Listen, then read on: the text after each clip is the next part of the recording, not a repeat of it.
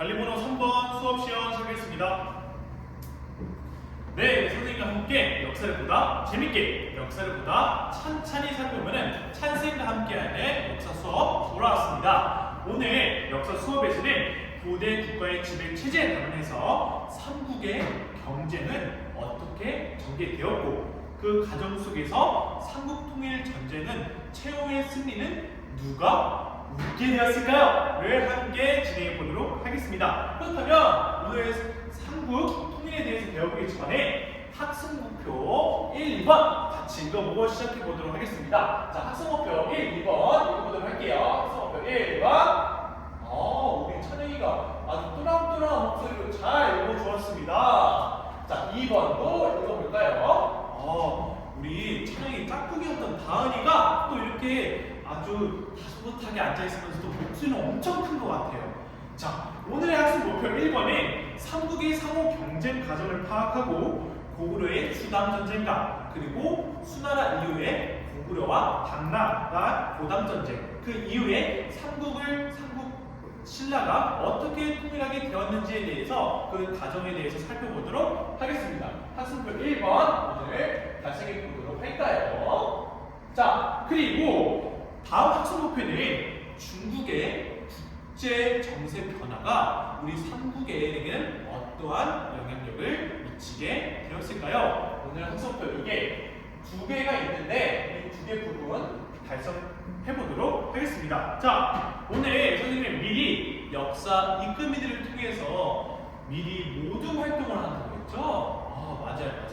오늘 모둠 활동을 통해서 여기는 고구려 모둠, 여기는 백제의 모둠, 여기는 신라의 모둠, 그리고 여기는 중국 시수 당모둠 이렇게 총 5모둠으로 만들어졌는데 과연 오늘 선생님이 나눠준 학습지와 이 모둠을 통해서 오늘 수업 시간에 삼국의 경쟁이 어떻게 치러지게 되었고 삼국 통일 전쟁을 통해서 우리는 어떠한 지금 현대적인 의미로도 어떻게 현대적인 이해를 도출할 수 있을지에 대해서 생각해 보도록 하겠습니다. 자, 여기서 핵심 질문. 자, 선생님이 항상 수업을 진행하기 앞서서 핵심 질문 한 가지나 두 가지 줬었죠? 그럼 오늘 핵심 질문은 제일 중요한 핵심을 첫 가지 드리도록 하겠습니다.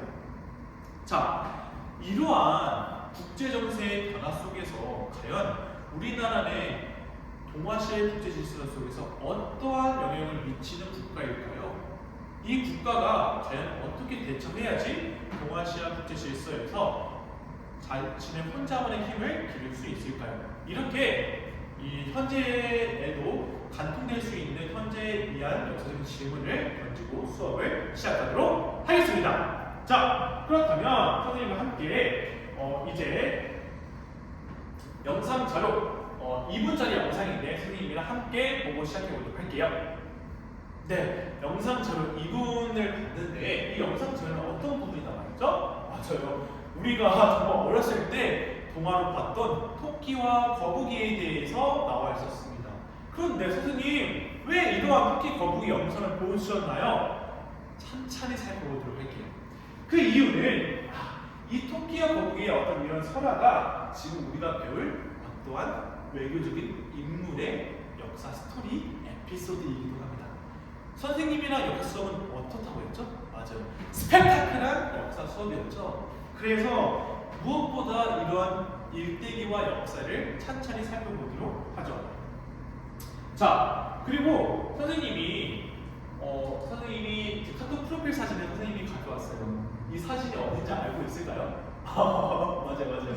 함성벌 전투 격전지를 선생님이 이렇게 V자로 표시하면서 이렇게 딱 이야기를 사진을 가져왔는데 그리고 두 번째 사진으로는 지금의 금강이라고 불리는 그 당시에 백강 전투가 벌어졌던 이 금강 사진을 또 가져왔어요. 그리고 지금의 서천 지역이기도 했던 기벌포를 선생님의 가족과 함께 다녀왔던 사진을 가져왔습니다.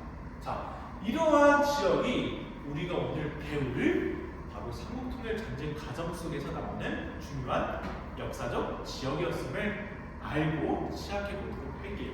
자, 이제 본격적으로 수업 시작하다 보면은 첫 번째 삼국 통일 전쟁에 대해서 배워볼게요. 자, 삼국 통일 전쟁에 시작되는 어떤 배경과 중요한 생각 부분은 첫 번째 알아야 될 게 바로 고구려랑 수나라랑 전쟁을 어떤 고수 전쟁으로 줄임말로 부를 수 있을 것 같아요. 자, 여기 우리가 모든 활동이라고 했으니까 수나라가 등장하게 되었던 배경은 무엇인지 선생님이 우리 역할의 페이퍼링크 통해서 그리고 역사 읽기를 통해서 미리 나눠준 학습지를 통해서 한번 그 배경에 대해서 발표해 볼까요? 네, 저기 우리 수나라 모둠에서 우리 다한이가 아주 잘 답변해 주었어요. 호수 전쟁이 일어났던 배경으로는 맞습니다. 배경으로는 수나라가 그 당시에 수나라가 그 당시에 돌고리라는 나라를 정복하게 되면서 중국을 통일하게 되었다라는 부분으로 우리 다한이가 또 잘 설명해 주었습니다. 그래서 고구려가 수나라 중심의 이론적인 국제 질서를 완성시키기 위해서 이제 고구려에게 요구를 하게 됩니다. 고구려야, 너 우리나라 밑으로 내려와. 우리나라 밑에 있어! 라고 했는데 그 당시에는 어떤 왕이었죠? 맞아요. 고구려 모든 이 당시에 고수전쟁의 왕은 뭐였죠? 맞아요. 영유왕, 그 다음에 영양왕이었죠. 그런데 그 당시에 영양왕이 뭐라고 하느냐? 뭐라고 했을 것 같아요? 백제모독은? 백제모독은 고구려가 강했기 때문에 아무래도 만화하고 싸웠지 않았을까요? 그러니까 전쟁이 일어나지 않았을까요? 라고 답변해 주세요. 맞아요. 그래서 이런적인 그 과정 속에서 바로 알아봐야 되는 게 수나라 문제가 그때 당시에 그 득세하게 되는데 수나라 문제가 첫 번째로 침략하게 됩니다. 수 문제의 침입에 의해서 일어나게 되는데 수 문제 침입이 일어나게 되었던 원인이 뭐냐? 바로 그 당시에 거란족과 말갈들을 놓고 대립을 하게 되었습니다. 그런데 그 당시에 영양왕이 먼저 수나라 문제 침입에 휩싸이기 전에 안 되겠다. 우리가 먼저 쳐야겠다 싶어서 고구려 모둠이 말했던 것처럼 영양왕이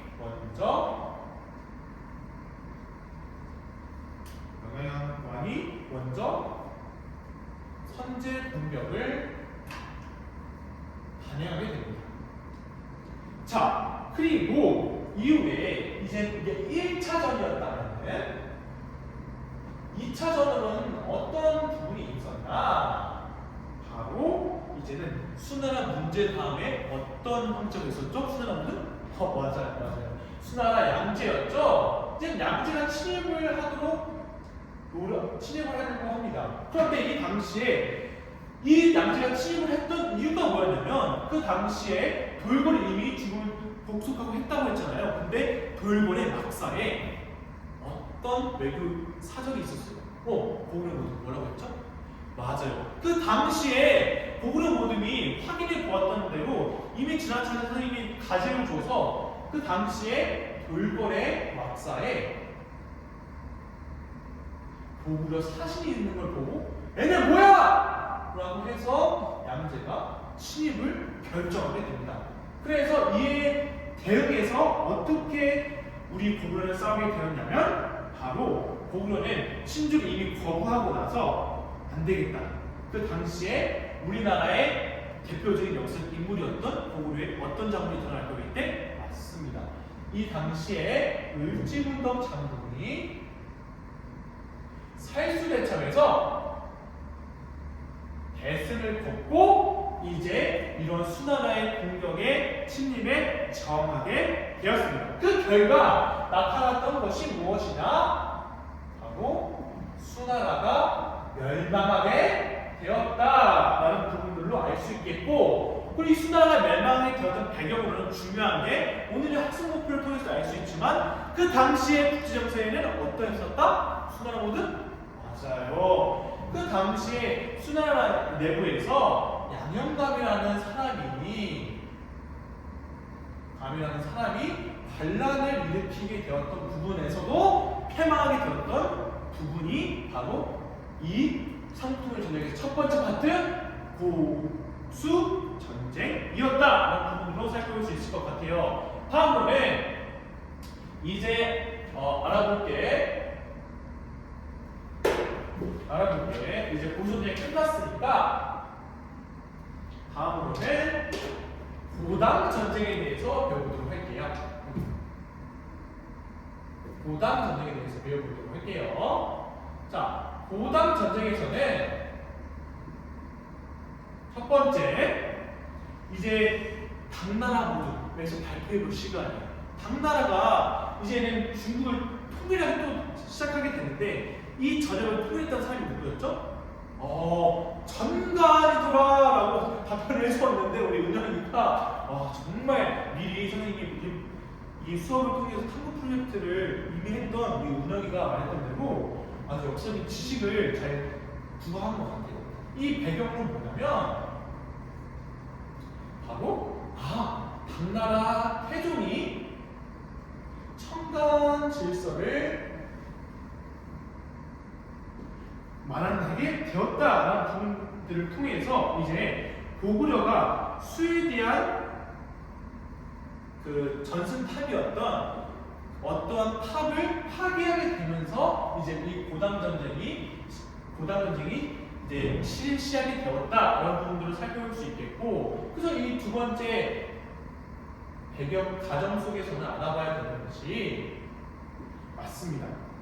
처음에는 이제 고구려가 지는 한 것처럼 보였지만 대표적으로 당나라의 이 도발에 의해서 패배하지 않았던 성이 있었으니 그게 바로 안시성이었습니다.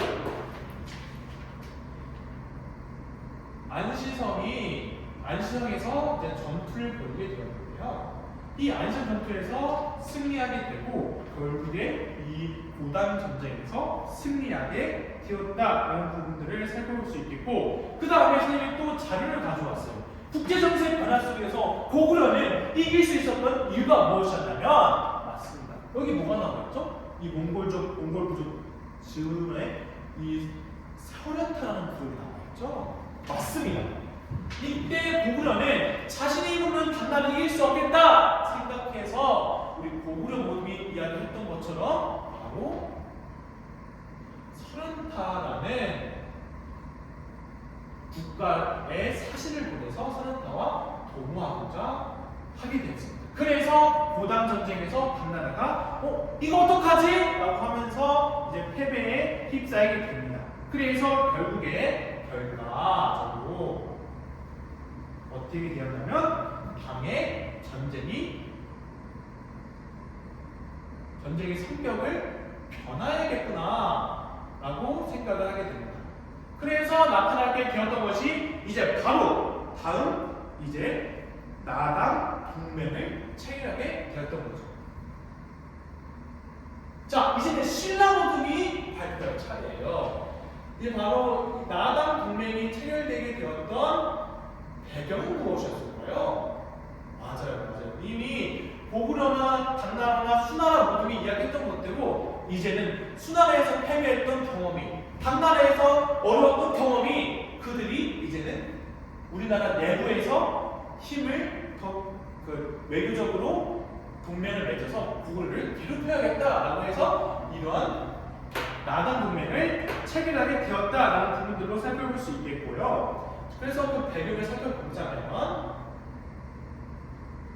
바로 그 당시에 신라는 어떤 사이였냐면 신라는 그 당시에 백제모금이 발표해볼까요? 그 당시에 신라를 부렸던 왕이 백제 의자왕이었어요. 그래서 신라가 백제가 싸우고 있었는데 이 백제의 의자왕이 신라를 격파하게 됩니다. 그래서 신라가 공격당하게 되는 것에 대해서 자신들만의 힘으로는 백제를 이길 수 없었겠구나 해서 바로 아까 전에 동기 유발을 선생님의 미리 영상을 보여줬던 무엇이었죠? 맞습니다. 토끼와 거북이 설화에서 나왔던 부분에 오늘 핵심 여기서 인물이 바로 다음 수업 시간에도 연결된 김춘추라는 인물이 나오게 됩니다. 이 김춘추라는 인물이 처음에 이런 백제가 신라를 공격하니까 태종이라는 대에 김춘추가 고구려에 갑니다. 근데 그 당시에 고구려는 누가 이 통치를 장악하고 있었죠? 고구려 모두? 맞아요. 그 당시에 영미 소문이 전면을 일으키게 돼서 영유아이 폐위되고 보상을 옹립했어요 라고 대답을 해줬어요. 맞습니다. 이때 김춘추가 영미 소문한테 갑니다. 그런데 고구려에 어떤 답변을 하게 되냐? 고구려에 가게 되는데 고구려 영미 소문이 거절을 하게 됩니다. 나 싫어 안 해. 왜 너희를 도와줘야 돼? 라고 얘기를 합니다. 그래서 이제는 안 되겠다 싶어서 신라가 이제 당나라와 손을 잡게 되는 것이죠. 그리고 이제는 당나라가 전쟁 성격이 변화되고 이제는 당나라는 어떤 부분이었냐면 당나라는 어떤 부분에서 나라 동맹을 체결하게 되었다? 맞습니다. 당나라는 이미 수나라에 전쟁해봤을 때 너무 패배했으니까 이제는 전략을 변화해야겠구나. 전략 변화를 위해서 실시하게 되었습니다. 그 전략 변화가 무엇이냐? 신라가 우리한테 식량을 줘! 하게 되면서 식량, 그 다음에 이 운반을 통해서 군수 물자를 신라에게 도움을 받자라고 해서 이러한 나라 동맹이 체결하게 되었다라는 부분들을 살펴볼 수 있겠고, 다음으로는 이제 가정에 대해서 살펴보도록 할 건데, 이 당시에 김춘추가 이제 당에 파견하게 되고 결국에 이제는 나라 동맹이 체결하게 되자 그 결과 이 내용으로는 이제는 대동강을 중심으로 해서 우리들이 이기게 되면은 중심으로 해서 영유권을 인정하게 되자 한다는 내용을 체결하게 됩니다. 그리고 나서 이제는 우리가 이제 백제 모듬이 이야기를 할 텐데, 이 백제 모듬에서는 결국에는 우리가 쉽게 설명할 수 있겠죠. 백제는 어떤 모듬이다? 백제는 그 당시에 어떻게 그 결과를 치르게 되었다? 맞아요. 백제는 그 당시에 마지막 황산벌 전투에서 패배하게 되었다. 그래서 선생님이 미리 카톡 프로필 사진을 통해서 가져왔잖아요. 이 역사적인 격전지 상황 속에서 백제의 모습이 발표했던 것처럼 황산벌 전투에서 패배하게 되었다. 그래서 백제의 멸망 전투에서 황산벌 전투에서 알아야 될 인물이 누구였다? 우리 찬혁이가 또 답변을 해주었는데 맞습니다. 계백 장군이 그 당시에 신라 나라동맹군과 함께 휩싸였던 김유신하고 싸웠는데 패배하게 되었어요 라고 하면서 이야기를 해주었습니다. 맞습니다.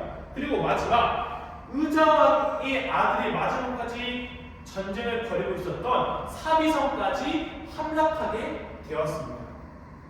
그 이후에 결국에 백제는 부흥운동을 했으나 오늘의 부흥운동, 다음 수업 시간에 부흥운동에 대해서 배워볼 텐데 그 부흥운동까지 살펴보도록 하겠습니다. 그 이후에 오늘의 마지막 파트인 이제 그 마지막 파트인 삼국통일의 완수를 살펴보도록 할게요. 자, 오늘 이미 그 네 번째 백제 멸망 살펴보았으니까 이제는 삼국통일의 완수되는 부분을 살펴보도록 할 건데, 자, 첫 번째, 이제는 나당 전쟁을 이겼습니다.